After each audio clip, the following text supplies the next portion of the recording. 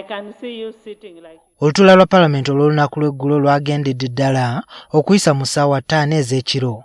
Mu lutuula luno Paalamenti mwe yayisiriza embalirira y'eggwanga 2024-2025 ey'obuwumbi 7,200. 5. Project support, that's grants and loans. Government expects to get 9,583.46 billion. And the grant total is 72,136.006 billion. Tebafunye mukisa kukubaganya birowoozo ku ngeri embalirira eno gye yagabanyiziddwamu. Now passing a budget on behalf of the people of Uganda, an addition of 14 trillion by ambush. We are passing this budget by ambush.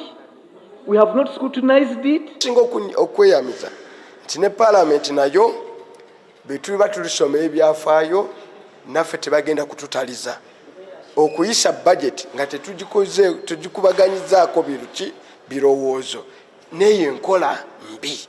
Alipoota y'abatone yasomeddwa omubaka wa munisipali y'Ekira Ibrahim Ssemujju Nganda yawakanyiza ebimu ku biri mu mbalirira eno era n'esembe ekya gavumenti okukomya okwewola kubanga eggwanga lyolekedde akaseera akazibu olw'amabanja agasusse. The biggest task on our hands as the 11th Parliament is to significantly reduce the country's 97.499 trillion public debt. This debt has become a big burden to our economy and threatens the very existence of Uganda as a sovereign state. Public debt now stands at 52.7% of our 184 trillion GDP.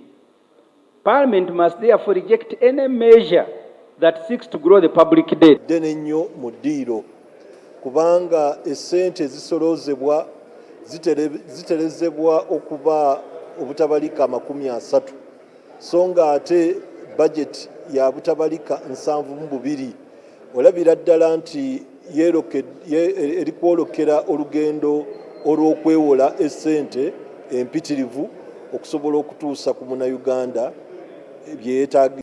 Alipoota era yasembye n'ekyokukendeeza ku muwendo gw'abakulembeze okuviira ddala ku mutendera gw'ababaka ba Paalamenti okutuuka ku bagavumenti ez'ebitundu mu kaweefube okusobola okukendeeza ku ssente ezibasaasaanyizibwako. 7.5 trillion, representing 12% of the total budget. The wage bill is the second item in the budget to take a lot of money after debt servicing. There is an increment, I think, of UPDF, which will now bring it to 8.something trillion. This wage bill should be calculated against the total sums of money that remains after debt servicing. Abamu ku babaka bategeezezza nga mu mbalirira eno bwe batalabamu bintu bigenderera kutumbula mpeereza eri bannayuganda naddala mu byobulamu era nga balowooza etunuulidde nnyo okuzanya ebyobufuzi ng'eggwanga lyetegekera akalulu ka bonna aka 2026. The Electoral Commission, in its 2 years strategic plan, wants 2.3 trillion for preparing and conducting the next 2026 general elections. Elections alone will cost Uganda 1.3 trillion. That's why in the core agenda they are adding Electoral Commission more than 400 billion. These elected leaders, according to Electoral Commission, will in the next election grow to 3.3 million. That's the total number of leaders Uganda will have. Babaletedde budget nga tebababuulidde ssente meka budget discretionary expenditure. Sente meka ze mwinawo ddala mu budget ezifisse ezigenda okukola ku bizibu by'abaaki bannayuganda. N'olwekyo gavumenti ezifaanana bwe ziti zigenda mu luse olugendo okubeera nti ziraninze bankrupt. Waliwo n'okwebuuza wa ssente z'okuvujjiririra embalirira eno gye zigenda okuva naddala mu kiseera kino nga n'agamu ku mawanga gannaggwadda gayimiriza obuyambi bwe gaali gawa Uganda. Big debt gye tugenda okwewola ku ssente zino tegenda kuva mu bazungu. Kwa teri awola muntu nga yenna n'engoye ne nandawe yejjudde mabanja. Neba mikwano gyange ba Ramadhan Gobi. Batadde Uganda ku kawirubbalo. Bagisindika ku Kiira e Serengeti.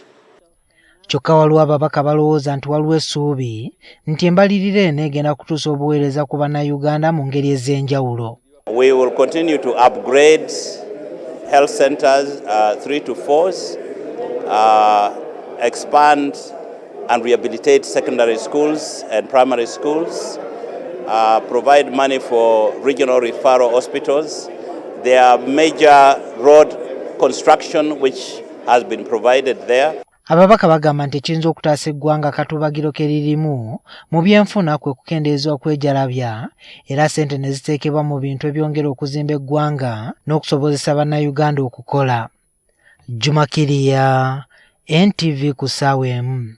Report of the Committee of Supply.